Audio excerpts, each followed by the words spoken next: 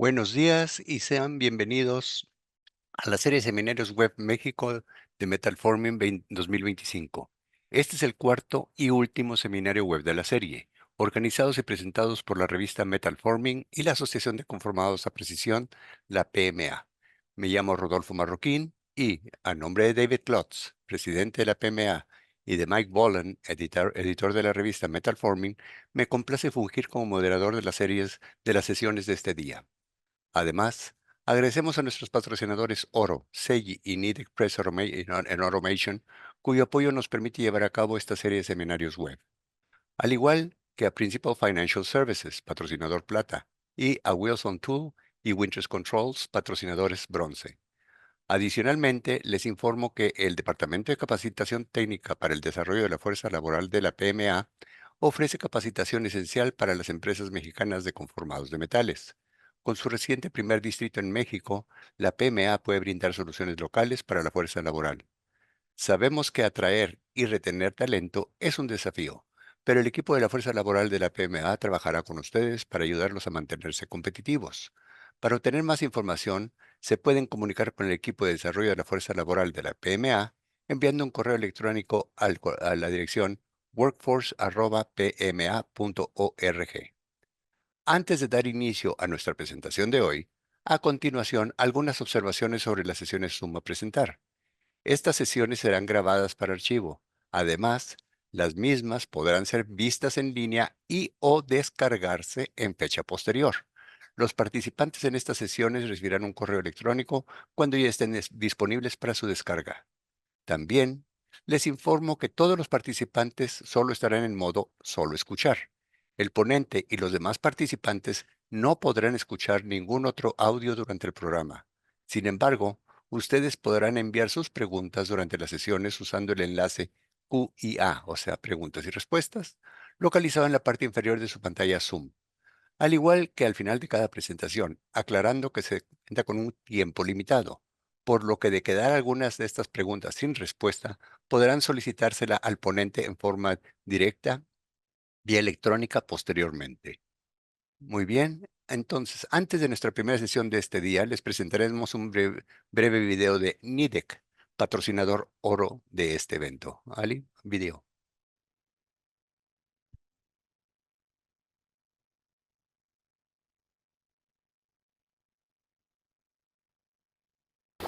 El éxito no sucede porque sí.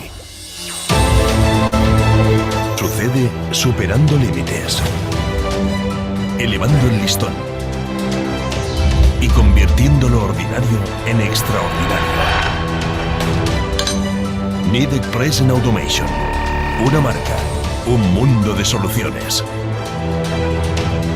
Enfocados en la calidad y técnicas de fabricación innovadoras, las marcas de Nidec Press Automation son capaces de ir más lejos que nunca. Al combinar el conocimiento, la experiencia y las mentes innovadoras de los líderes de la industria en todo el mundo, Nidec Press Automation ha establecido una fuente única para prensas y sus accesorios, servicio y tecnología. Nuestro compromiso con la investigación y el desarrollo proporciona a nuestros clientes las herramientas para ser más efectivos y aumentar su productividad y ganancias. Con personal capacitado, ubicaciones globales y un conjunto completo de productos, nuestros clientes tienen la tranquilidad de que la mejor maquinaria del mundo está respaldada por el mejor servicio al cliente del mundo. Siendo parte de una economía sostenible y diversa, nos esforzamos por mejorar la calidad de vida. Convertimos la innovación en realidad, cambiando el mundo a nuestro alrededor. Nidec Press Automation. Una marca, un mundo de soluciones. Agradecemos a Nidec por su patrocinio y ahora vamos a dar inicio al seminario web de hoy. Nuestro primer ponente es el ingeniero Eduardo Márquez, ingeniero de ventas en Wilson Tool. Él nos presentará el tema Principios en la selección de recubrimientos de aceros de herramientales y recubrimiento de matrices. Dejo con ustedes al ingeniero Eduardo Márquez. Gracias. Hola a todos, muy buenos días. Gracias, Rodolfo, por la presentación, la introducción. Señores, en este pequeño espacio me gustaría platicar un poquito más a fondo de lo que son los tipos de acero grado herramienta y de lo que son los recubrimientos que se usan en el mismo sentido. Entonces, vamos a empezar, por favor, con el siguiente slide.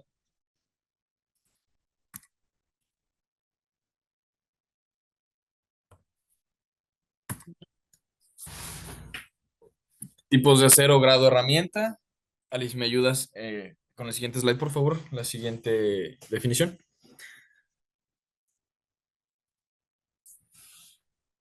Alice, Vamos a empezar con la definición de qué es el acero de grado herramienta. Ok, es un acero que está diseñado específicamente para fabricar las herramientas que van a estar trabajando con corte, con formaciones o deformaciones de materiales, principalmente metales, no exclusivamente, pero sí principalmente metales. Y la característica principal que tienen estos aceros grado herramienta es la alta dureza y la gran resistencia al desgaste. Esto también va aunado a la capacidad que tiene cada uno de mantener su forma bajo condiciones extremas de trabajo. Condiciones extremas de trabajo me refiero a los trabajos, a los procesos de estampado. ¿De acuerdo? Aquí puse una pequeña tabla de los aceros grado herramienta más comunes en materia de estampado, en donde está el D2, el A2, el M2, el S7, M4, 3B, 10B. Cada uno tiene características similares y al mismo tiempo tienen unas características o ventajas competitivas dependiendo el tipo de proceso de estampado que van a desarrollar. Importante, por favor, que noten los primeros cuatro en la tabla, el D2, A2, M2 y S7. Dentro de su nomenclatura tienen cuatro siglas AISI previo a tener la definición de D2, A2, M2 y S7. Lo mismo sucede con los últimos tres tipos de acero. En vez de decir AISI, dicen PM. Esto más adelante voy a explicarlo, cuáles son las diferencias. Quiero empezar dándoles un poquito de contexto. Los aceros de grado herramienta se van a diferenciar básicamente en dos tipos, los de alto y los de bajo impacto. Los de alto impacto están diseñados para golpes intensos y para metales duros como un HSLA de grado automotriz o un acero inoxidable, que son los aceros más duros comúnmente conocidos y comúnmente utilizados en las diferentes industrias que llevan estampado, por supuesto. Los de bajo impacto van a caer los materiales o los metales no ferrosos, como el aluminio, el bronce, el cobre, el latón, el galvanizado. Son metales suaves que tienen voy a ser un poquito coloquial en este sentido, tienen un trabajo que al momento de ser estampados se vuelven chiclosos, por así decirlo. Entonces, en alto y bajo impacto van a caer el resto de los metales que están siendo trabajados. ¿De acuerdo? Ahora me regreso un poquito a lo que les pedí de la tabla que les mostré hace unos momentos entre los aceros que tienen como nomenclatura AISI y los que tienen PM. Los que tienen nomenclatura AISI, como es el D2, el A2, el M2, el S7, son aceros fabricados por métodos convencionales, es decir, su proceso de aleación es un método convencional. Se funde los componentes químicos del acero, vanadio, cromo, etcétera, y se forjan los diferentes, obviamente, porcentajes y tenemos como resultado, dependiendo los porcentajes y las cantidades de elementos químicos fundidos y forjados, nos van a dar como resultado el acero D2 o el A2 o el M2 o el S7, etcétera. Son eficientes y son económicos, pero sí se diferencian de los PM en cuanto a rendimiento y aplicaciones extremas. Es importante seleccionar el tipo de acero dependiendo el trabajo que vamos a desarrollar en estampado. ¿Qué es PM? PM significa Powder Metallurgy o metalurgia de polvos. Es un proceso en el cual no se funden los componentes como se hace de forma tradicional y se forjan, Este proceso es a través de polvos. Se compactan, ahorita lo voy a explicar a detalle, y se sinterizan para obtener la pieza final. Esto quiere decir, al momento de ser compactados y sinterizados, nos referimos a que no hay un fundido completo en este proceso, como lo hay en los aceros convencionales. Aquí explico muy sencillo cómo funciona. Primero tenemos de forma pulverizada los componentes. Vuelvo al mismo tema, el vanadio, el cromo, el fierro y los demás componentes que componen la aleación del acero están pulverizados. Entonces, primero se mezclan, después hay una compactación de estos mismos y luego viene el proceso de sinterización, que es un proceso térmico, como lo ejemplifica bien la imagen, sin llegar a ser un fundido total. Eso nos da como resultado el acero final. ¿Qué ventajas tiene un acero PM? Bueno, al ser pulverizado, la microestructura es mucho más uniforme y controlada que en un acero de fundido convencional. La distribución de los carburos es mejor y esto genera una mayor resistencia al desgaste a la hora de estar trabajando. Tiene una excelente tenacidad y una estabilidad dimensional insuperable. Y con esto podemos lograr composiciones o aleaciones para formar tipos de acero que con un método convencional sería extremadamente difícil, poco rentable y prácticamente en algunos casos imposible. Aquí vemos una tabla comparativa en donde podemos ver cómo aproximadamente un acero PM es 30% más resistente al desgaste que un acero convencional. La tenacidad es igualmente agregada en el tema de comparativa contra el acero convencional. En uniformidad estamos casi 50% más altos que un acero, poco más del 50%, perdón, que un acero convencional, y lo mismo con la estabilidad dimensional. Esto quiere decir que los aceros PM son mejores que los aceros convencionales, los AISI. Quiere decir que son diferentes. Va a depender mucho de la aplicación, el tipo de acero adecuado. ¿Qué importancia tienen todos los aceros en los procesos de estampado o troquelado? Bueno, el acero grado herramienta está diseñado para soportar altas presiones. Aquí estoy ya incluyendo tanto los aceros convencionales, que son los AISI, como los aceros PM. Están diseñados para soportar altas presiones, fricciones constantes y cargas repetitivas. Muy probablemente muchos de ustedes hayan escuchado el término de un troquel progresivo.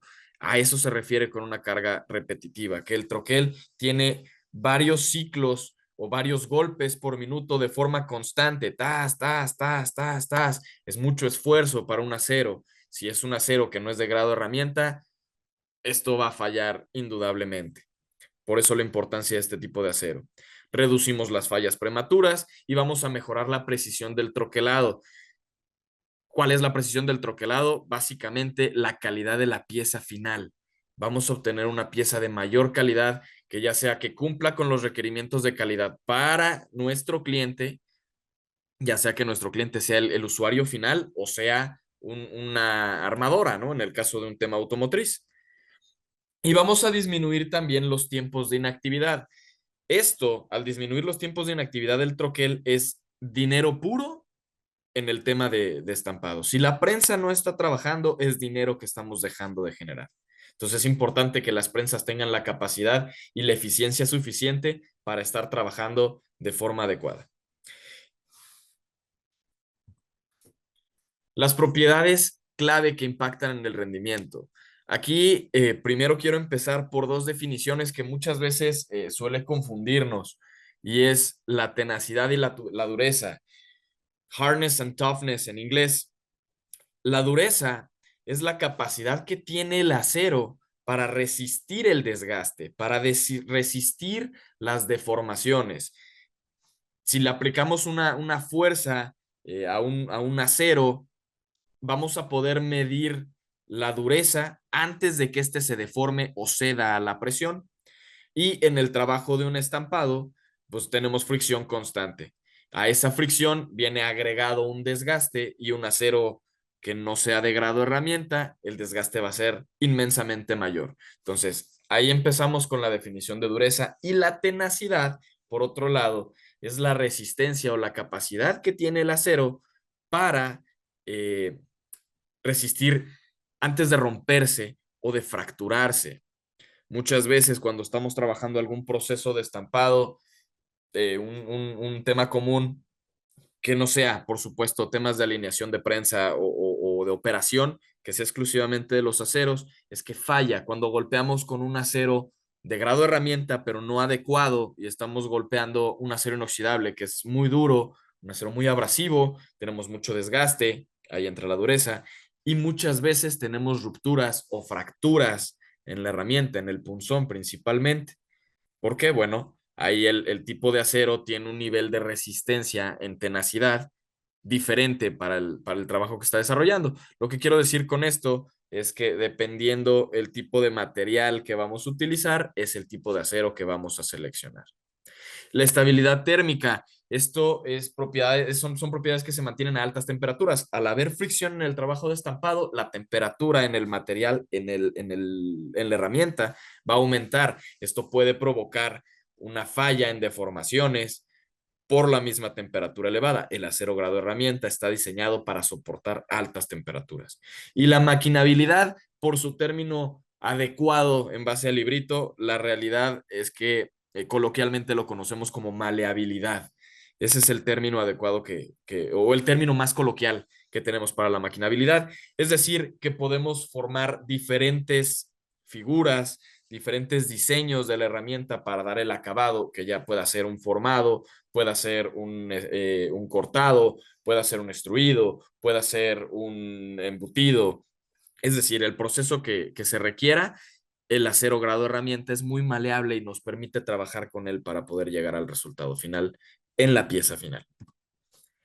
Entonces, la conclusión de los aceros es la selección del acero de grado herramienta es súper importante para poder determinar la calidad de la pieza final y la eficiencia de la prensa de estampado.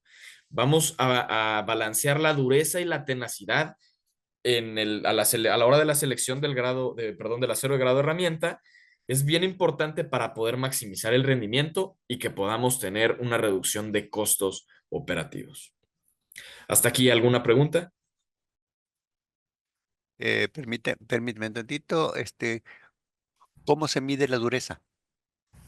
Ok, la dureza la vamos a medir en una escala que se llama Rockwell C. Es a través de una máquina de dureza en donde vamos a poner el tipo de acero, lo vamos a probar, tiene una especie de punzón esta máquina que va a presionar el material y le va a hacer una marca. En el momento en que el material se marca, tenemos un nivel que va a darnos la medida, valga la redundancia, ya pueda ser digital o pueda ser análogo, y nos va a decir cuántos Rockwell C soportó el material antes de ser marcado, es decir, antes de deformarse. Así se mide la dureza en Rockwell C. ¿Y la tenacidad? La tenacidad ese se mide a la flexión del material. Muy bien, podemos continuar, gracias. Ahora vamos a hablar de los tipos de recubrimientos.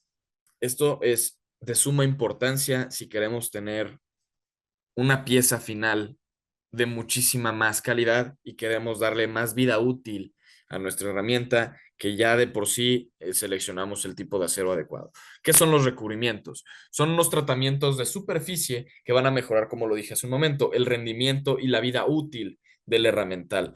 ¿Cómo lo logran? Reduciendo la fricción, reduciendo el desgaste, evitando adhesiones de material o el famoso piojo que le llaman, que se presenta durante los procesos. La clasificación general de recubrimientos. Existen tres tipos de recubrimientos en el mercado: PVD, CVD y tratamientos superficiales. En materia de estampado, nos vamos a enfocar únicamente en el PVD, que es el tipo de recubrimiento más eficiente para este proceso. ¿Qué es PVD? PVD viene por sus siglas en inglés, Physical Vapor Deposition, o deposición física de vapor. ¿Y cómo funciona? Si podemos observar en la imagen del lado derecho, en la diapositiva, tenemos un substrato. El substrato es el material que vamos a recubrir.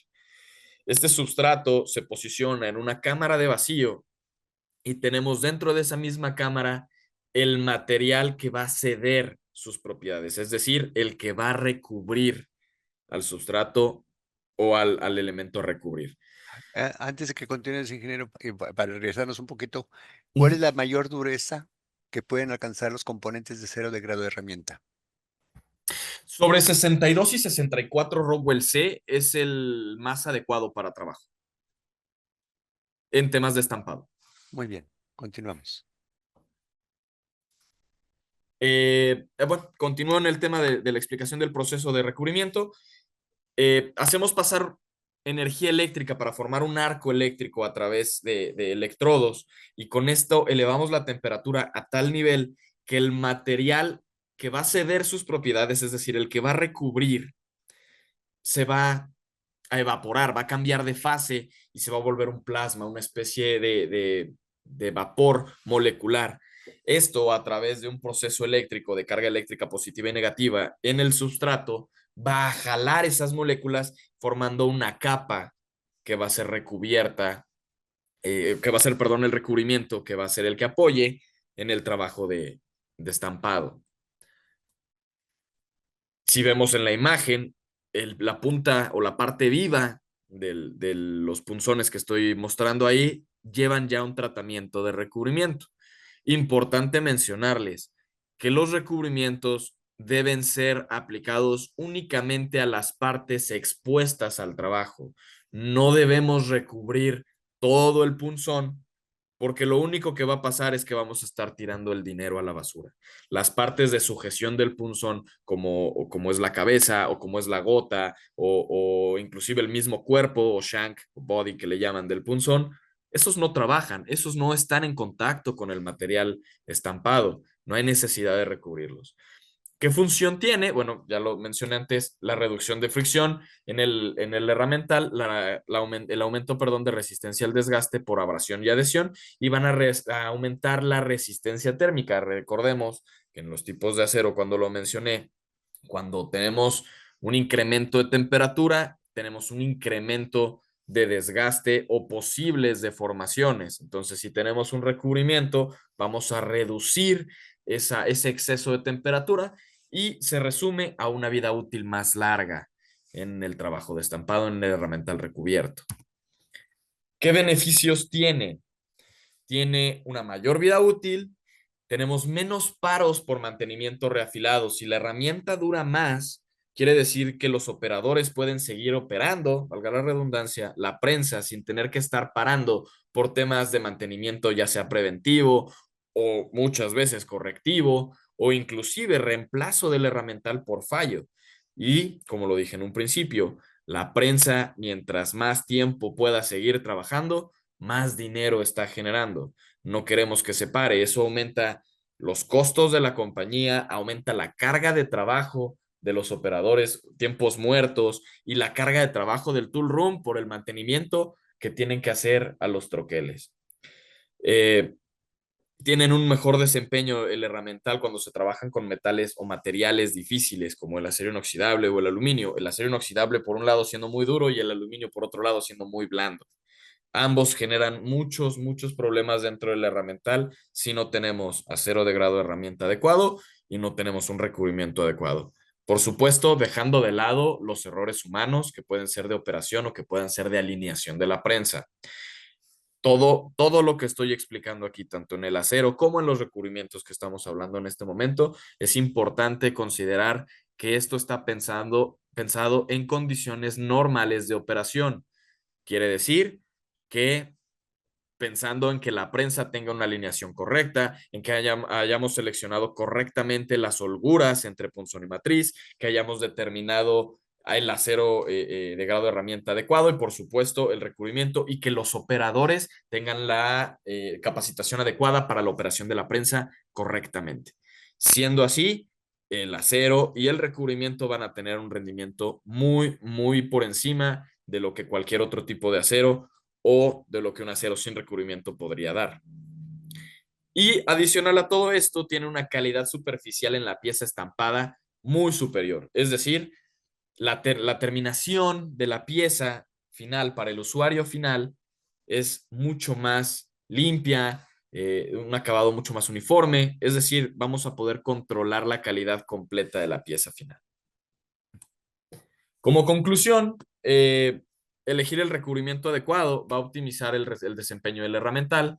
Vamos a poder ofrecer a través de los recubrimientos PVD un excelente balance entre protección y precisión.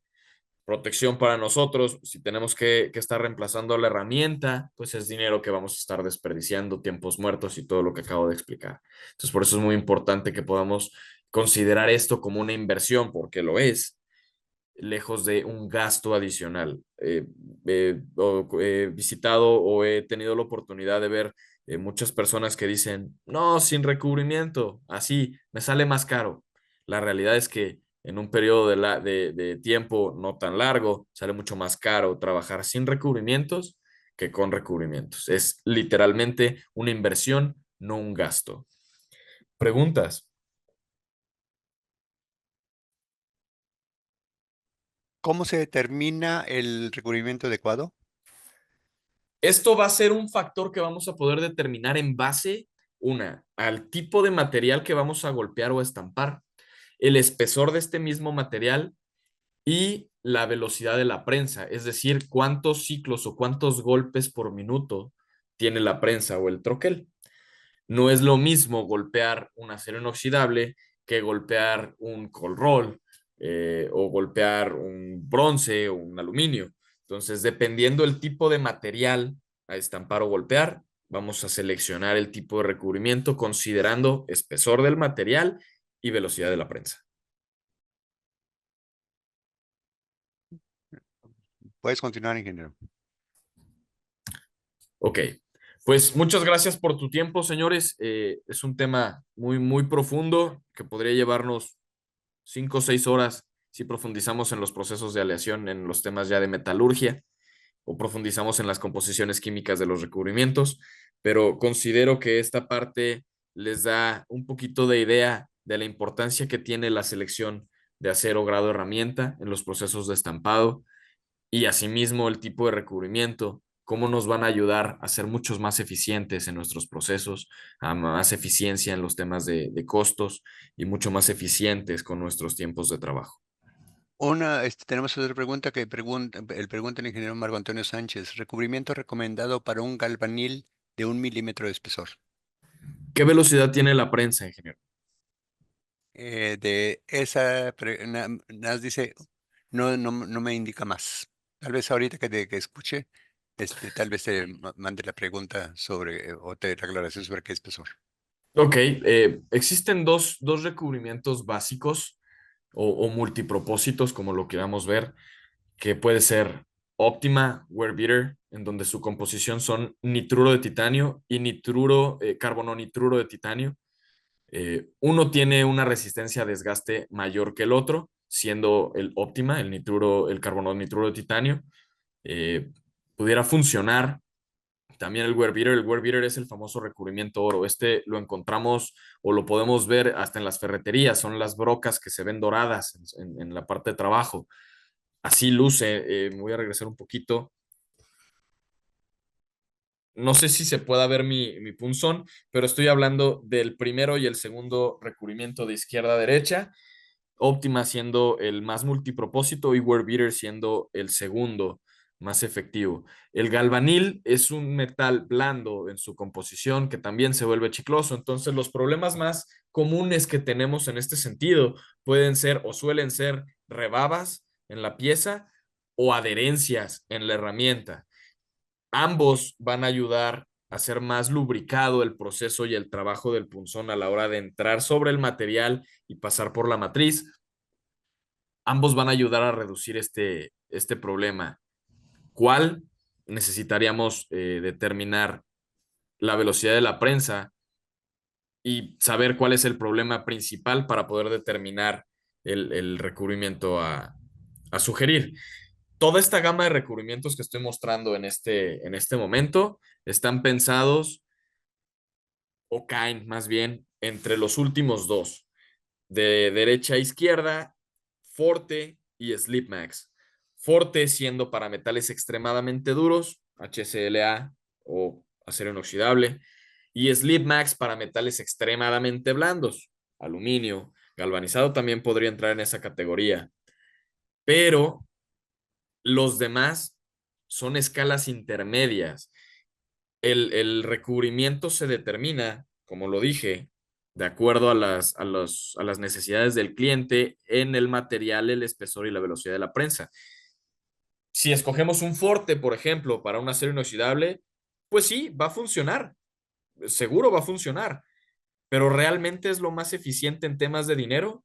Probablemente pudiéramos solucionar con el TICRN, perdón, que es este de aquí, que se ve doradito. Pudiéramos a lo mejor solucionar el problema sin tener que llegar a Forte. Forte es la joya de la corona para metales duros y Slipmax es la joya de la corona para metales blandos. Entonces, los demás recubrimientos van a estar jugando de acuerdo a las necesidades del cliente y lo que buscamos, evidentemente, es eficientar los costos, que tengamos un buen rendimiento y que no tengamos un desperdicio de dinero.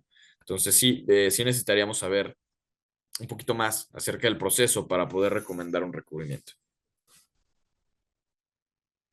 Otra pregunta, en un embutido profundo, operación manual 20 GPM. Embutido profundo, yo considero un embutido profundo o puede ser considerado un embutido profundo en base a qué. 2 milímetros puede ser un embutido profundo en base, dependiendo del cliente, o puede ser 12 pulgadas, como un, no sé, un filtro o el case del filtro de un motor Cummins de diésel. Eso es un embutido también profundo.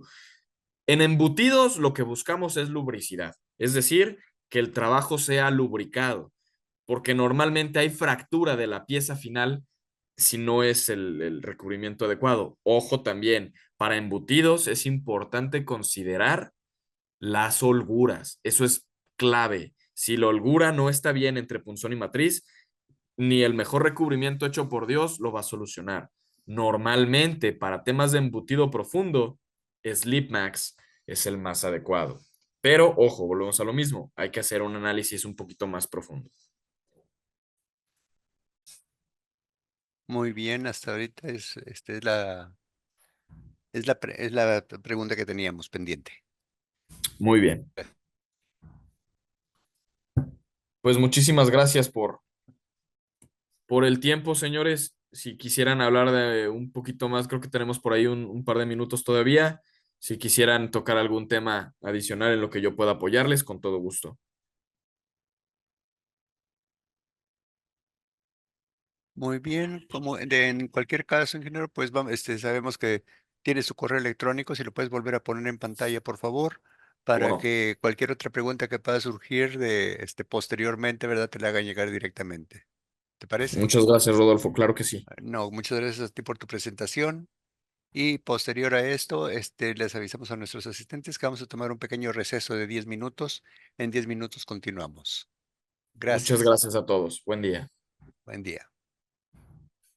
Nos tomamos nuestro café, ya terminamos nuestro receso y ahora continuaremos con nuestra siguiente presentador o ponente del día de hoy, que es el ingeniero Guillermo Vera, que nos hablará sobre el tema mantenimiento de prensas. Pero antes de ello, vamos a tener les vamos a presentar un pequeño video, un breve video, por parte de nuestro patrocinador Oro, Seiji. Gracias.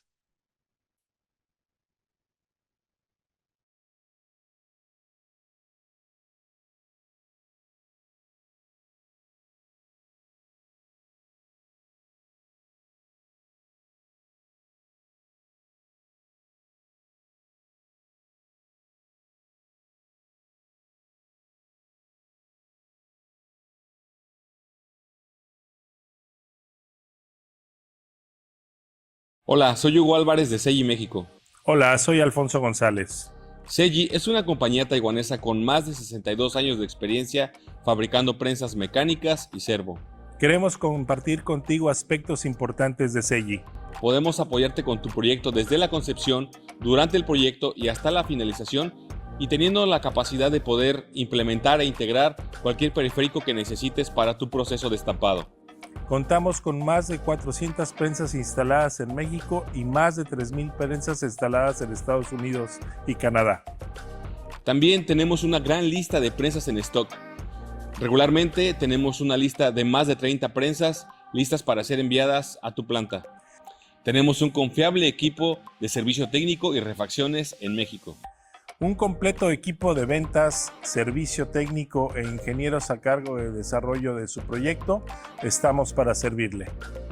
Estamos instalados en Monterrey y en Querétaro, ciudades estratégicas donde podemos atender todo el territorio mexicano. Somos ingenieros 100% mexicanos con el respaldo de CEGI a nivel global. Estamos para servirte, muchas gracias. Contáctanos. Gracias.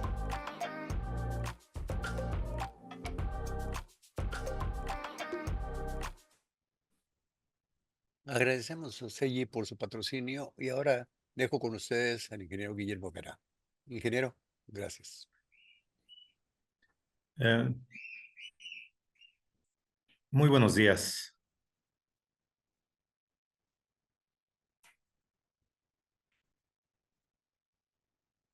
Quisiera primero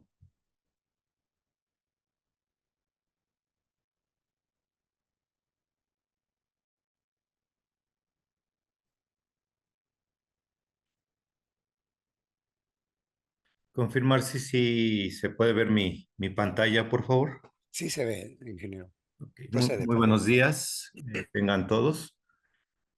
Vamos a ver un poquito acerca de lo que son el mantenimiento de prensas mecánicas. Y todo esto, bueno, lo primero que me gustaría tocar el punto es acerca de lo que es de cómo definimos una prensa mecánica, ¿no? Entonces, una prensa mecánica, vamos a definirla como una máquina que deforma o corta materiales mediante una aplicación de fuerza de presión. La mayoría de las prensas mecánicas generan la fuerza de presión a través de una masa motriz comúnmente llamado volante. Un motor que se encarga de mover el volante acoplado a una transmisión que mueve el arreglo de flecha excéntrica y biela. Ahora bien, este ha sido siempre el concepto tradicional de la prensa mecánica. En los últimos años se ha sustituido un poquito este concepto de lo que es el volante o la masa motriz mediante un sistema servo de tracción, ¿no? Lo que sería un arreglo directo de fuerza a través de un servomotor. Las prensas las tenemos clasificadas o se clasifican comúnmente por varias situaciones, ¿no? Una es, por ejemplo, por el tipo de estructura, ya sea un tipo C, 4 columnas, 2 puntos, 4 puntos, etcétera, ¿no? También por la velocidad que nos dan. Usualmente las llamamos de alta velocidad o velocidades estándar. Por las transmisiones o el movimiento que nos dan al final de la carrera, ya sea un excéntrico normal o un tipo link. O también comúnmente las estamos llamando por el tipo de tonelaje, las llamamos como prensas chicas, medianas o grandes, ¿no? El número de puntos de conexión, 1, 2, 4 puntos, son varias formas en las que las clasificamos y las conocemos. Ahora bien, ¿cuáles son los principales componentes de una prensa mecánica tradicional? Usualmente vamos a tener el motor, el volante, o lo que le llamamos el flywheel, el clutch, cual usualmente puede ser neumático. Tenemos el frame, tenemos lo que es la flecha excéntrica, la biela, el ram, el bolster, el bed, etcétera, ¿no? Del lado izquierdo podemos observar una prensa pequeña, muy común, tipo C. Del lado derecho vamos a observar una 4 columnas, doble punto. Y bueno, básicamente son los mismos componentes, ¿no? Motor, flywheel. En este caso trae un poco más de transmisión, que son los engranes principales con un piñón, los doble punto de conexión, etcétera. Aquí también vemos un ejemplo ahora de lo que sería un acervo. No es de conexión directa, es a través también de una transmisión multiplicadora de par, pero también las prensas servo pues tienen una conexión directa hacia el excéntrico. Como les comenté al inicio, la diferencia entre una prensa servo y una mecánica tradicional es que sustituimos el flywheel con el motor de inducción por un motor servo usualmente conectado de forma directa. Como vimos en las mecánicas, también podemos ver algunos de los componentes de las prensas servo. Volvemos a lo mismo: motor, transmisión y conexión hacia los excéntricos. Ahora bien, como lo comentaba Eduardo en la sección anterior, una de las principales funciones de las prensas mecánicas es formar o cortar mediante un herramental o troquel.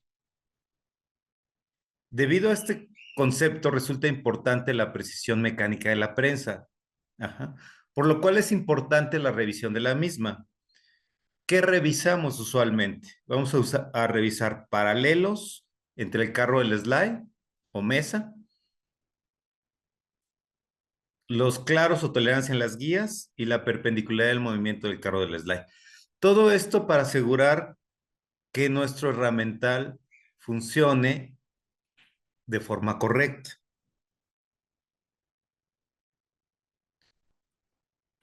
Usualmente, ¿cómo revisamos el paralelo y claros en las guías? Bueno, en el paralelo, usualmente utilizamos pues herramientas, las cuales las podemos definir como micrómetros de interiores. Ajá. Puede ser un micrómetro profesional como tal, o puede ser un micrómetro a través de lo que más comúnmente usamos, un indicador de carátula, para saber exactamente la posición de nuestro slide, con respecto a la mesa, claro. Los claros en guías o los huelgos, usualmente los vamos a medir mediante lo que nosotros le llamamos shims o lainas. Ajá. Esto nos va a definir cómo andamos en este concepto de claro de guías. La perpendicularidad en una máquina usualmente la vamos a medir con ayuda de lo que es una escuadra cilíndrica y nuestros palpadores. Ahora bien, ¿cómo ajustamos usualmente el carro o slide o carnero, como le quieran llamar, de una prensa mecánica? Ajá. Usualmente nos vamos a apoyar de la herramienta que vimos, que es, en esencia, aquí podemos ver un micrómetro. Usualmente es hechizo, pero bueno, funciona perfectamente.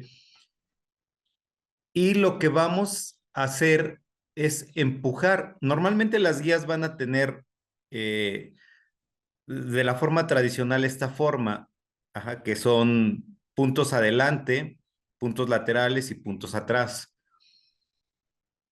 Entonces nosotros midiendo contra la mesa, vamos a empujar las guías para tratar de enderezar nuestro carro y tratar de dar el paralelo. Los paralelos varían de acuerdo a las longitudes de mesa, las tolerancias y también de acuerdo a la marca o el fabricante. Ajá. Tenemos, por ejemplo, para prensas pequeñas, usualmente las tolerancias van a andar por ahí de entre 0.04 a 0.1 milímetros, ajá, para prensas pequeñas. Perdón, los claros de guía, en este caso.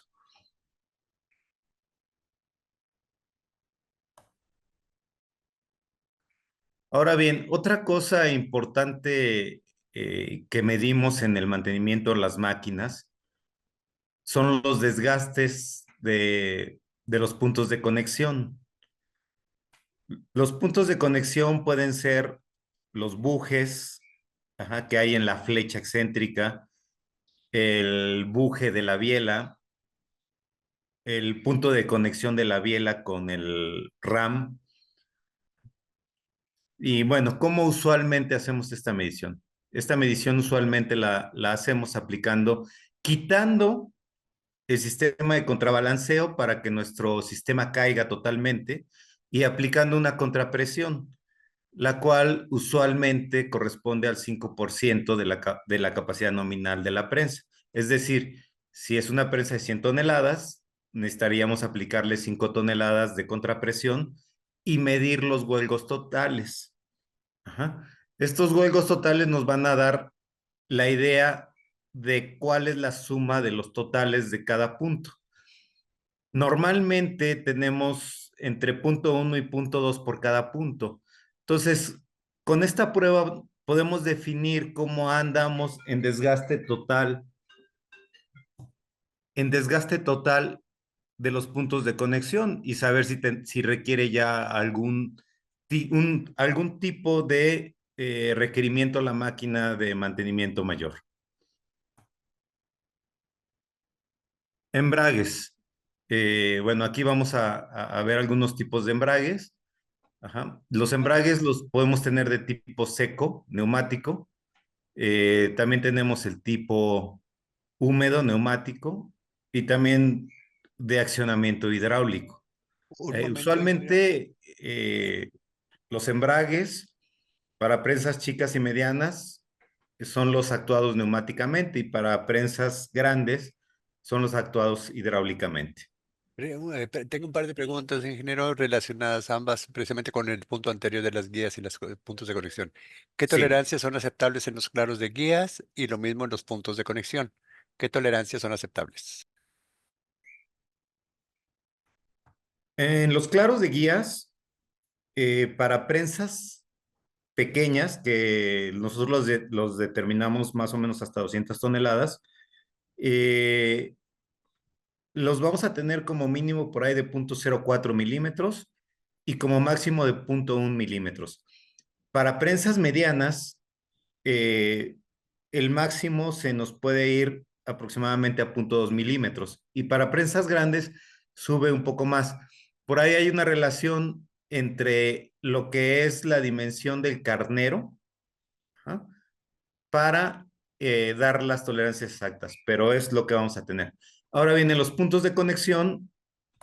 Las tolerancias, las marcas las pueden dar por alguna fórmula como la tenemos aquí, pero comúnmente por cada punto de conexión vamos a estar entre punto 1 y punto 2. Y eso también va a depender del tipo de lubricación que usamos.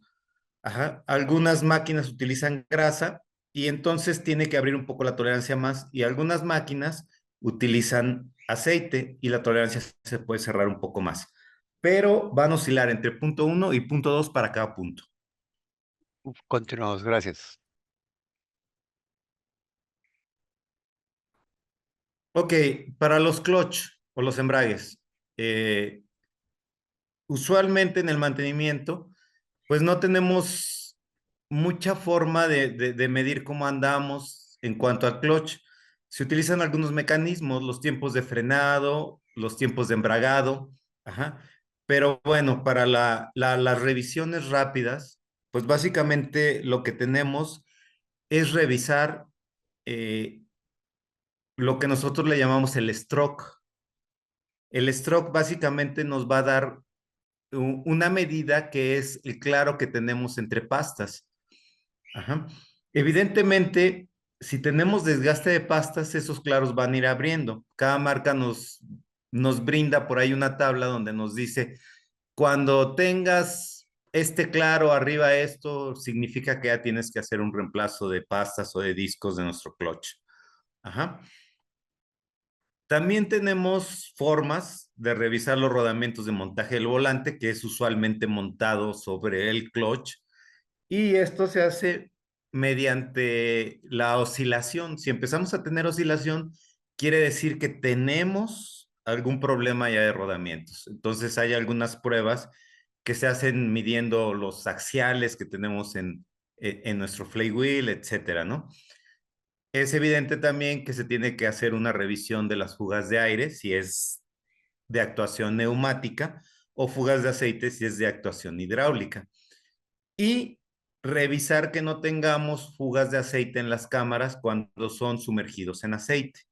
Ajá. Es lo que tenemos en cuanto a los clutch. Y bueno, el mantenimiento, la reposición, etcétera, de todo lo que son las partes de clutch, pues es muy extenso también, ¿no? Es lo que estoy dando es una forma simple de empezar a hacer una revisión y conocer el estado de nuestro clutch en nuestra prensa. Otra pregunta sobre precisamente el clutch.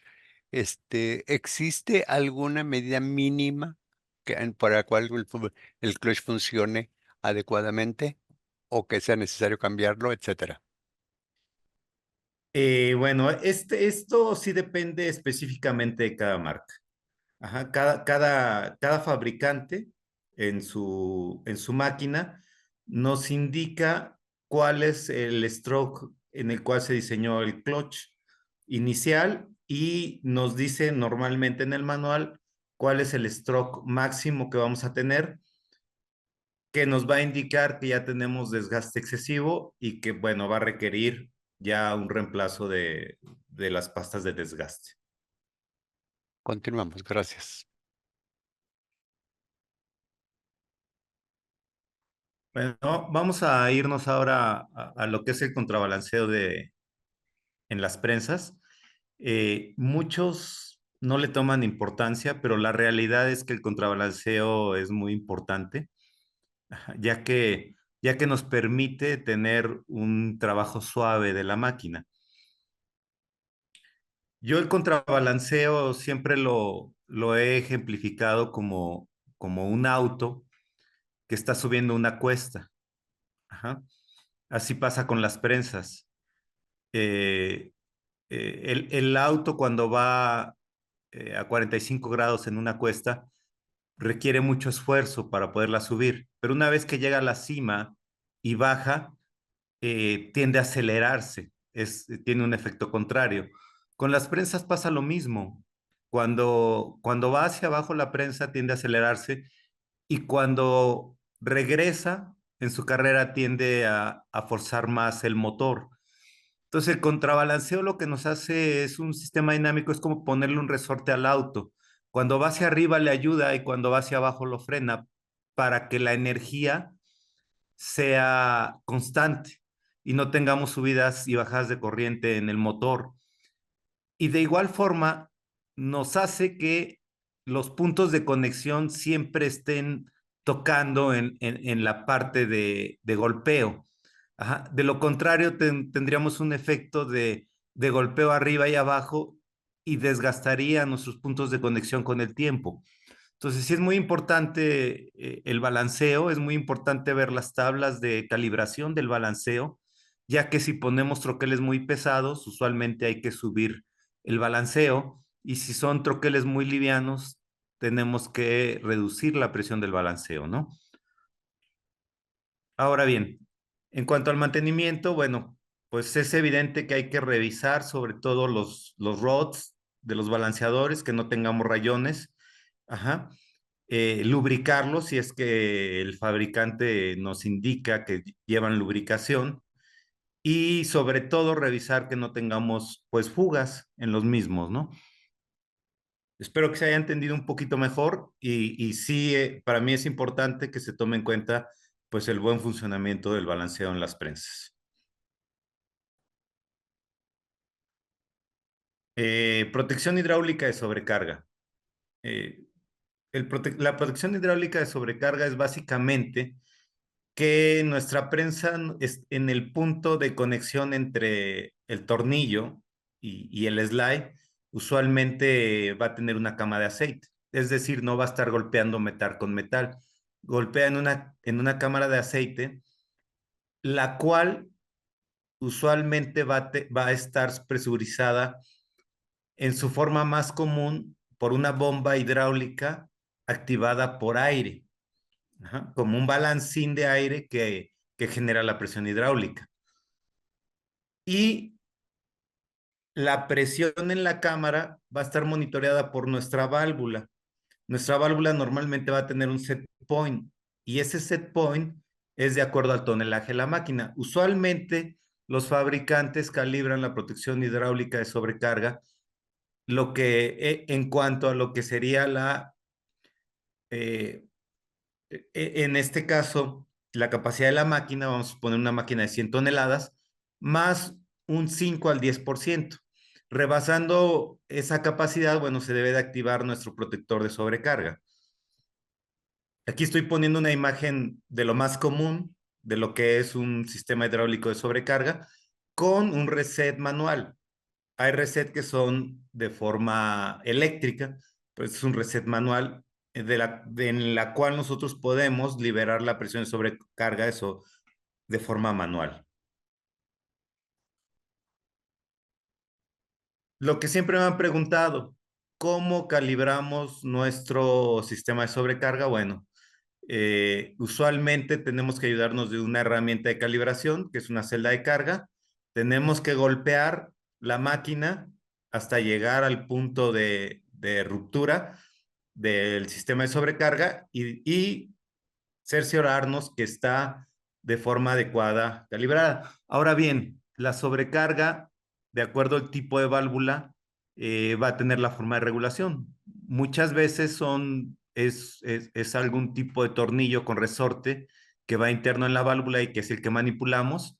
Y la más común también es a través de una contrapresión de aire. Quiere decir que con un manómetro y un regulador de aire es conforme le vamos dando esa presión al resorte y es el set point que regulamos, ¿no? Todo depende del tipo de máquina y tipo de válvula que trae, pero es usualmente como lo hacemos. ¿Qué checamos cuando estamos viendo nuestra válvula de sobrecarga? Bueno, que no tengamos fuga de aceite y tratar de hacer los accionamientos de la bomba para verificar que está trabajando de forma correcta. Ajá. Y bueno, si se tiene la fortuna de tener la calibración de la celda, bueno, podemos hacerlo mediante la celda. Sistemas hidráulicos y neumáticos. Usualmente las prensas pues también son auxiliadas de este tipo de sistemas. Aquí estoy poniendo un diagrama del sistema hidráulico y neumático común de una prensa. Ajá. Vamos a tener tanques de aire, vamos a tener válvula de clutch que activa nuestro embrague, vamos a tener por ahí freno de volante activado también por una válvula. Ajá. La lubricación mediante una bomba que nos lleva a todos los puntos de conexión a la lubricación, etcétera. Pregunta, ingeniero, ¿la sobrecarga se ajusta en base al tonelaje de la prensa o a la fuerza necesaria para estampar una pieza? Ejemplo, En base a ejemplo, prensa 100 toneladas, pieza que ocupa 60 toneladas para producirse. Ok, la sobrecarga está diseñada para proteger la máquina. Ajá. Es decir, está diseñada para que se active si sobrepasa las 100 toneladas de la máquina, no para proteger los herramientales. Básicamente la sobrecarga es para proteger la máquina, el herramental evidentemente también, si existe una sobrepresión. Es decir, una prensa de 100 toneladas tendríamos que calibrarla entre 105 y 110 toneladas para que si sobrepasa esa presión, libere y no tengamos un atoramiento o alguna ruptura de algún componente de la máquina. Eh, otra pregunta, si sobre todas las sobrecargas se calibran de la misma forma. No, depende de la máquina, del fabricante y del tipo. Como mencionaba, algunas vienen con algún opresor, que es el que va empujando, que está en la válvula en sí, y va empujando el resorte, que es el que nos da el set point, digamos, de liberación. Y otras, en lugar de este tornillo de ajuste, traen una contrapresión de aire. Entonces, lo que se regula es el aire que entra y que genera la contrapresión en el resorte y es como libera, ¿no? Son las dos formas más comunes de calibrar la válvula. Podemos continuar, gracias. Ok. Recomendaciones para el sistema neumático. Todas las prensas deben de estar equipadas con un pressiostato. Ajá. Es decir, si por alguna razón tengo caída del aire, que eléctricamente nos bloquee la prensa. Ajá. Porque como vimos, nuestra prensa a lo mejor va a tener relación directa con la presión de aire al clutch, y si no tenemos la presión adecuada, nos va a generar ahí un problema, incluso con el balanceo, etcétera. Entonces, sí se recomienda que cualquier tipo de prensa, como mínimo, tenga este switch de presión que nos indica que no tenemos el aire suficiente para que no nos deje trabajar la máquina, ¿no? El aire suministrado de fábrica a las prensas y el equipo debe estar limpio y seco. Esto es muy importante, ya que sí, por experiencia hemos visto que si el aire contiene mucha agua o contaminantes, termina dañándote todo el sistema, valvulaje, óxido en el sistema de la cámara del clutch, etcétera. Entonces, sí es muy importante como mantenimiento, tratemos de hacer que nuestro aire sea un aire limpio, ajá, y que no tengamos esos problemas, porque a futuro nos van a dar problemas con la máquina. Que los reguladores estén debidamente ajustados, por favor. Ajá. El personal de mantenimiento debe consultar el esquema de sistema para asegurarse que está revisando todos los sistemas. Y pues es muy evidente que en el sistema neumático, durante el mantenimiento, debemos de verificar que no tengamos fugas, ¿no? Los tanques de almacenamiento también se recomiendan que se drenen, ajá, para eliminar cualquier tipo de condensación o humedad. Recomendaciones para los sistemas hidráulicos. Independientemente del tipo de prensa, los sistemas de lubricación son cruciales para el correcto funcionamiento de lo misma. Como vimos, una prensa mecánica, pues básicamente es una flecha excéntrica girando que va moviendo una biela. Entonces son partes en movimiento, las cuales, dependiendo la marca y el tipo de prensa, puede ser a base de, como comentamos, grasa o aceite. Ajá. Entonces, es muy importante que siempre tengamos la lubricación adecuada, porque si no vamos a tener desgastes prematuros, ¿no? Eh, en este caso, al realizar una inspección en las máquinas, ajá, debemos de verificar que tengamos los niveles correctos, que tengamos el tipo de lubricantes correctos aplicados, ajá, que no tengamos fugas, uh-huh, que, no sé, las líneas de retorno de aceite, los filtros, las bombas, dependiendo de la máquina, es el tipo de sistema que va a tener de lubricación. Ajá. Entonces, pero sí es muy importante que tengamos en cuenta que siempre tengamos los niveles correctos, que siempre estemos utilizando el tipo de lubricante correcto para que no tengamos problemas.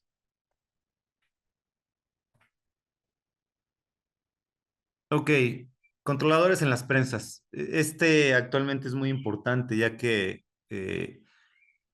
dependiendo del tipo de controlador, nos va a permitir involucrar cualquier tipo de sistema y nos va a indicar si todo está bien. La parte izquierda podemos ver que este tipo de sistema que nosotros tenemos, pues básicamente nos está monitoreando prácticamente todo dentro de la prensa. Si tenemos presión baja de aceite, si tenemos presión baja de aire, si está una cortina de luz interrumpida, ajá, o si el bloque de seguridad está en este caso activado, ajá. Es muy importante, ya que nos va a facilitar la vida. También este tipo de controladores nos va a dar un mapeo de entradas y salidas, ajá, de acuerdo a los diagramas eléctricos, donde nos va a decir la entrada 1, la entrada 2, la entrada 5 o el X2030, etcétera. Si lo tenemos activado o desactivado, de igual forma también nos da un mapeo de salidas. Eso nos ayuda mucho al mantenimiento de las máquinas y al detectar problemas en las mismas. Ajá. Es muy importante también conocer que actualmente las principales marcas utilizan controladores los cuales no son manipulables por el cliente. Es decir, no se recomiendan PLCs o algún otro tipo de elementos que el cliente o el usuario pueda tratar de intervenirlos, ya que es muy común que se puedan modificar los sistemas de control y puedan saltar protecciones. Y en las prensas, eh, este tipo de cuestiones no son recomendables ya que son peligrosas, pueden propiciar un accidente. Entonces, los principales fabricantes actualmente colocamos sistemas que no permiten que haya una modificación en los sistemas de seguridad. Ajá. Evidentemente, el fabricante sí puede tener acceso, pero no son controladores específicos y pues que se procura que no sean manipulables por cualquier persona. Las recomendaciones en los controles. Nunca realice modificaciones. Uh-huh. Cualquier cambio o adición de equipo auxiliar que se conecte al control de la prensa debe revisarse y aprobarse con el fabricante de la prensa. Ajá, y consultar los esquemas eléctricos originales. Ajá. Mantenimiento como mínimo.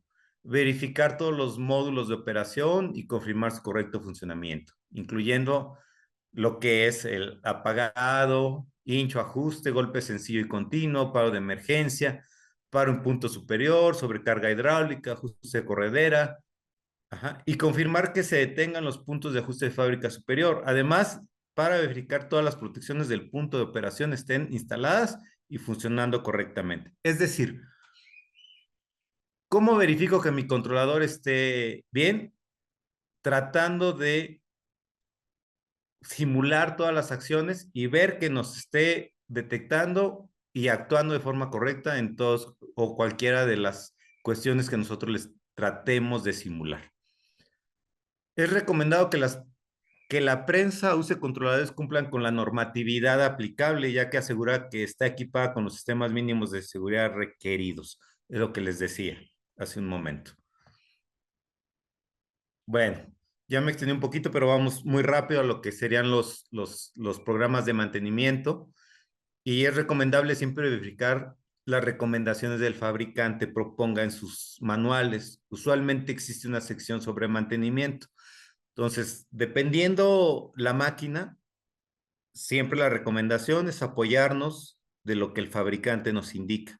Aquí estoy dando un esquema, ajá, eh, de un fabricante donde nos dice lo que recomienda que diariamente se cheque, que al mes se cheque, ajá, al mes, perdón, diario, a la semana, al mes, a los 3 meses, a los 6 meses y el anual.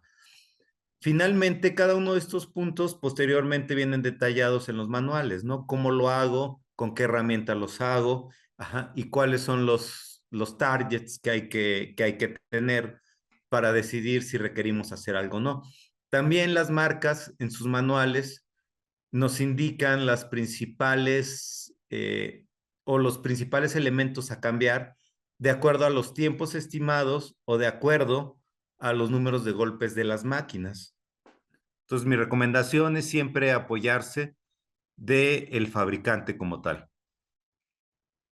También tenemos ya algunas rutinas especializadas. Estoy dando aquí un muy pequeño ejemplo, ajá, de lo que tenemos. Por ejemplo, nos dice que en los sistemas de lubricación chequemos, en este caso, todo lo que es nuestras mangueras, nuestra tubería, etcétera, ¿no? Ajá. Checar la operación de la bomba. En este caso, por ejemplo, ya más adelante nos dice que veamos que la corriente en el motor de la bomba no sobrepasa ciertas capacidades, que los flujos estén, etcétera, de alguna forma puestos, etcétera, etcétera, ¿no? Ajá, que no tengamos fugas de aceite, que limpiemos los filtros, que se reemplacen los filtros cada cierta cantidad de horas, etcétera. Ya son rutinas muy específicas de las marcas que son dados al personal técnico, ¿no? Aquí tenemos un poquito más aunado a eso, de lo que son los sistemas de Gibbs, el sistema neumático, lo que se checa en la corona, lo que se checa en la parte del bed, etcétera, etcétera. Finalmente voy a dar un recorrido por lo que los sistemas periféricos que comúnmente tienen las prensas. Ajá. Por ejemplo, aquí podemos ver una línea de alimentación que se coloca en las máquinas para lo que es el sistema progresivo en este caso, troquel progresivo. Ajá. Aquí también se puede ver otro sistema de alimentación. También usualmente se utilizan los sistemas de cambio rápido de troqueles, que pues lleva los clamps de los troquel, lleva los cargadores de mesa, los pre-rollers, todo esto controlado con un sistema hidráulico y que nos ayuda a hacer el cambio de la matriz de forma más rápida. Ajá. Aquí hay algunos ejemplos ya de cómo está sujetando el sistema de clampeo hidráulico al troquel. Ajá, cómo están los cargadores ahí sujetando al troquel para que se deslice y pueda entrar rápido. Aquí hay otro sistema, pero con lo que nosotros le llamamos carros de troquel para que lo podamos sacar, cargar afuera de la prensa y se pueda instalar de forma rápida. Tenemos otra pregunta, ingeniero. ¿Cuál es la tolerancia que aplica para el paralelismo? Paralelismo. Ok. Usualmente en prensas chicas, que es en mesas que van hasta 1 metro, vamos a tener el punto 1 milímetro. Uh-huh. Conforme aumenta la mesa, el estándar que casi todos usan en este argor es que por cada metro va a ir aumentando otro punto 1 milímetro. Ajá, es decir, una mesa de 3 metros, por ahí vamos a andar entre los punto 25 y punto 30 de tolerancia. Ajá. Entonces, una mesa de prensa que ande de medio metro, pues lo ideal es que ande en punto 0,5. Máximo, por supuesto. Perfecto. Podemos continuar. Gracias.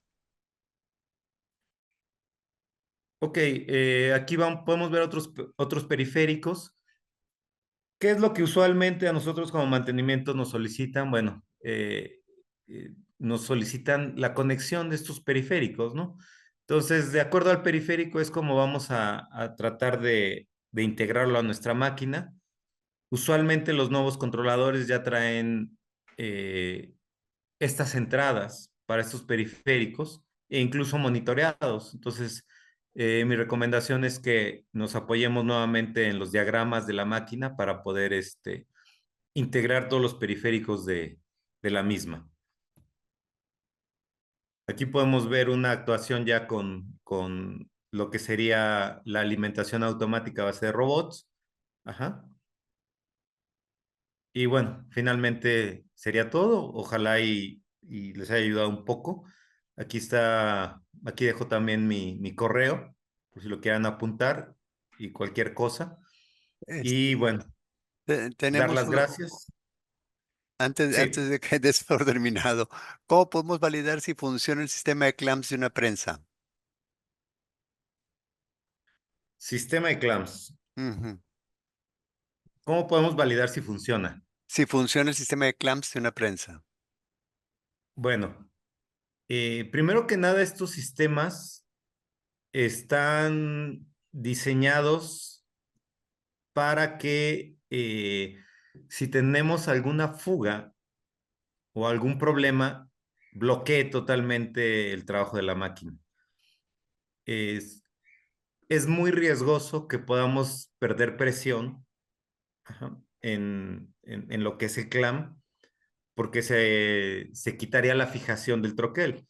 Entonces, los principales fabricantes de este tipo de sistema los hacen de forma segura y tienen un monitoreo constante de switch de presión que nos aseguran que está trabajando de forma correcta. Y por algún motivo tenemos alguna pérdida, inmediatamente el switch de presión se activa y nos manda que la máquina no pueda trabajar, nos manda los errores pertinentes, ¿no? Entonces, más que la validación, yo creo que están diseñados como que para que no nos dejen funcionar si existe algún problema. Y esa es la validación propia, digámoslo así. Ajá. Otra pregunta, ¿qué se recomienda para el mantenimiento predictivo? Predictivo. Predictivo, así es. Ok. Tenemos varias Eh, preguntas. sí, para el mantenimiento predictivo, yo recomendaría mucho lo que sería los sistemas de vibración. Ajá. Como vimos, son máquinas que están trabajando de forma dinámica y los sistemas o los monitores de vibración nos van a indicar cualquier tipo de problema en flywheel, en bujes de biela, etcétera, etcétera. Esos son muy, muy importantes para el predictivo. Otra pregunta. ¿Las normas de paralelismo las define como cada fabricante? Es decir, ¿se encuentran en todos los manuales? Usualmente sí, usualmente sí. Lo que yo di o lo que comenté es lo que en el argot, así como que lo tenemos ya eh, estandarizado. Algunos fabricantes pueden bajarlos un poco, otros subirlos un poco, pero van a estar alrededor de lo que comenté. Ajá. Y sí, normalmente cada fabricante en su manual va a traer ahí cuál recomienda. Otra pregunta. ¿Cómo se ajusta el paralelismo? Bien, voy a regresarme un poco. Eh, en las guías tenemos básicamente dos formas. Ajá.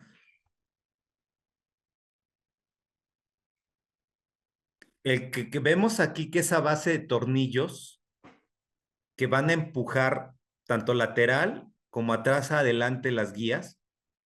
Y la otra que creo que es la más común, que es en base a shims o lainas.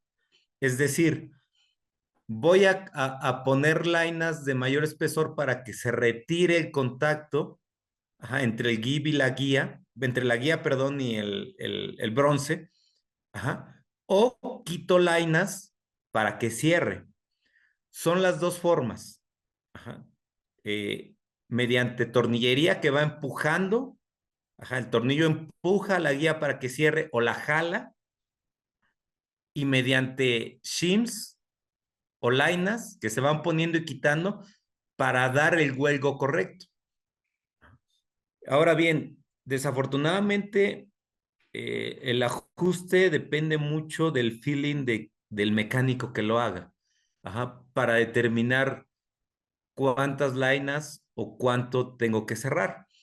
Lo importante es que no quede muy cerrado ni quede muy abierto, que estemos dentro de lo que les decía que el fabricante les diga, porque ¿cuál es el problema que tenemos si cierro mucho el contacto en las guías?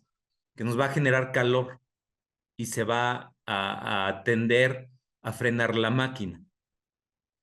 Y si la dejo abierta, va a sufrir el troquel, porque a cada golpe en el troquel va a tender a moverse el carro y entonces el troquel va a tener problemas de precisión. Entonces, ni se debe cerrar más, ni debe quedar abierta. Es uno de los problemas. De hecho, a lo largo de todos esos años, sí he visto que mucha gente intenta, pero sí les recomiendo que se apoyen de personal especializado porque no es muy sencillo y bueno, para que tenga un óptimo trabajo tu prensa, sí debe tener un ajuste correcto. Otra pregunta. ¿Qué elementos de la prensa influyen en la pérdida de altura del RAM durante la operación? Una muy importante puede ser fugas en la sobrecarga. Como decíamos, si tenemos aquí algún problema de fuga, no necesariamente fuga física, puede ser la válvula en sí, que la válvula internamente ya no retenga la presión y cuando golpea, pierde un poco de presión el sistema de sobrecarga y entonces pierde fuerza la máquina. Ajá. La otra son huelgos altos en los puntos de conexión. Ajá. Ese tipo de huelgos altos en los puntos de conexión nos puede también generar algunos problemas de lo que sería pérdida de presión.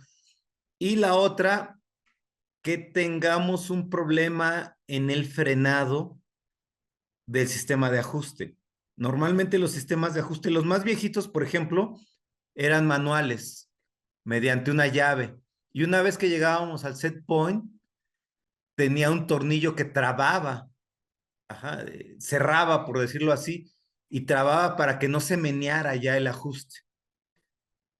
Ahora en las prensas más modernas lo que trae es a lo mejor un motor con freno integrado o un sistema de slide look, ajá, o incluso ya hay frenos hidráulicos. Ajá. Entonces, si no tenemos un sistema de ajuste debidamente frenado, también puede hacer que pierda el ajuste de altura y es lo que nosotros le llamamos pérdida de presión también. Otra pregunta. Para el anclaje de la prensa, ¿qué mantenimiento hay que hacer? ¿Cada cuándo? ¿Y o qué pasaría si no se hace? ¿Apriete la prensa al piso o a la base o qué? Bueno, no es recomendable que las prensas vayan directamente al piso porque generan vibración, son máquinas sometidas a vibración. Usualmente lo que se recomienda es que vayan puestas en un sistema antivibratorio. Hay de muchas marcas. Vibrodynamics, por ejemplo, es uno que es un sistema que tiene dos propósitos. Uno, eh, evitar que traspase toda la vibración hacia el piso. Y dos, que nos permite nivelar la máquina o hacer la nivelación propia de la máquina. Ajá. Entonces, eh, lo recomendable es que tengamos nuestras bases niveladoras puestas en la máquina y también, evidentemente, usualmente tienen dos tipos digamos que, de formas de solventar la vibración. Uno es el caucho y dos es el resorte. Evidentemente, como todo resorte, todo caucho, con los años tiende a perder propiedades, ¿no? Entonces, a lo mejor cada determinado tiempo hay que checarlo con el fabricante, digamos, de nuestra base que pusimos. A lo mejor sí hay que hacer un reemplazo para que volvamos a tener una óptima condición. Ajá. Pero sí, no es recomendable que se quede la máquina fija al piso, ¿no? Nos va a romper piso o nos va a generar transmisión de vibración a lo mejor a máquinas de medición o a CNC cercanos. No es recomendable. Muy bien. Bueno, tenemos una pregunta repetida. No sé si a lo mejor el ingeniero que la está haciendo, ¿verdad? Tal vez se le fue durante tu respuesta. Nuevamente es cómo podemos saber si un sistema de clamps está funcionando adecuadamente. O sea, tu explicación de hace un momento, pero si gustas repetirla, por favor. Nada más para que no Sí, quede la duda. Porque tengo otras varias nuevamente, preguntas. ok. Eh, bueno, aunado a lo que comenté hace rato de que tiene su automonitoreo, también vamos a tener un manómetro de presión visual. Ajá. Eh, Cuando nosotros desactivamos un clamp, usualmente lo que hacemos es quitar la presión. Y cuando nosotros activamos nuevamente clamp, vamos a escuchar el bombeo neumático de la bomba hidráulica. Ajá. Y va a escucharse así como un pa, pa, pa, pa, pa, que nos está indicando que está generando la presión, pero a la vez ahí en el módulo de potencia de los clamps vamos a tener los presiostatos que nos van a indicar que tenemos la presión correcta. Ok, otra pregunta. ¿Qué mantenimiento preventivo es recomendado a tipo y frecuencia para la superficie del bolster y el RAM que están en contacto con la herramienta? ¿O cómo se hace ese mantenimiento? Ok, eh, aquí depende mucho del cuidado, ¿no? Me han tocado empresas, sobre todo de origen japonesa o alemana, que son muy celosos en conservar la superficie de la mesa o del RAM y les pide a los operadores que a cualquier cambio, ajá, sopleteen, limpien, chequen la parte superior e inferior del troquel, etcétera, etcétera. Y eso asegura que no tengamos problemas en la mesa, marcajes, etcétera. Ahora bien, eh, también me ha tocado ver que utilizan clamps improvistos y dañan las ranuras en T de clampeaje, etcétera. Entonces, algo muy importante si queremos conservar, digamos, nuestras mesas a futuro es la educación hacia los operadores y los montadores de troquel para que no nos hagan cosas raras. Me ha tocado que han dejado incluso scrap abajo del troquel y así lo montan, ¿no? Y al final con los golpes queda toda marcada la mesa, etcétera. Eh, pero si es el caso y ya la tenemos muy dañada, no queda de otra más que retirarla y mandarla a maquinado para volver a darle a la superficie la planicidad correcta. Muy bien. Aquí tengo no, estos no parecen preguntas, pero nada, te lo voy a leer como aparece. Pero ¿podría GAM, o así como puede perder presión, podría ganar presión? Sí, sí, este es un efecto raro, es muy raro, pero si la sobrecarga no está trabajando de forma correcta, puede suceder. Puede suceder porque la sobrecarga vuelve a lo mismo. Si la válvula en sí ya tiene algunos problemas, tiene un sistema automático que trata de compensar la presión. Entonces, sí me ha tocado ver algo ahí muy raro que con fuga, al momento de hacer del setup del troquel, eh, dimos una altura y la estacionamos arriba a la máquina y entonces la sobrecarga trata de ganar presión y cuando damos un golpe, aunque sea por muy mínimo lo que haya ganado un poquito más de altura, genera una presión mayor. Ok. Una pregunta más. ¿El mantenimiento preventivo es recomendable realizarlo por tiempo o por cantidad de golpes? Yo lo recomiendo por golpes. Ajá. ¿Por qué? Porque me han tocado empresas que nada más trabajan un turno, por decirlo así, o trabajan dos turnos, y si el manual dice, te da las dos opciones por tiempo o por golpes, digamos que si la trabajas un turno y te vas a cada año, ah, realmente a lo mejor no la estás trabajando lo que se requiere y ya le hiciste cambios de aceite. Es decir, es como un auto. Eh, a lo mejor yo mi auto lo utilicé en 6 meses, nada más 5,000 kilómetros. Ujú. Pero si lo utilizo para el trabajo, a lo mejor a los 3 meses ya le metí 20,000 kilómetros y a los 3 meses ya le tuve que haber hecho dos cambios de aceite. Ajá. Con las máquinas yo creo que es algo similar. Posiblemente si la estoy teniendo con un trabajo más o menos entre una cadencia considerable, ahí sí puedo utilizar el tiempo. Pero si tengo una cadencia baja, es mejor utilizar el número de golpes. Ajá, para ser más realistas y para no invertir dinero en mantenimiento que a lo mejor todavía no requiere, ¿no? Sobre todo lo que son cambios, ¿no? O piezas de cambio, que son como los aceites, etcétera. Bandas, no lo sé. Muy bien, pues ya con eso concluimos con las preguntas, que hasta el momento, ¿verdad? Te agradecemos mucho tu colaboración, ingeniero, tu presentación, y pues vamos a proceder a dar el cierre de este día, ¿verdad? Nada más que antes de cerrar, les recuerdo a aquellas personas que iniciaron, ¿verdad? O entraron al seminario web de este día. Les pedimos una disculpa por haber empezado esta segunda presentación un poquito más temprano, ¿verdad?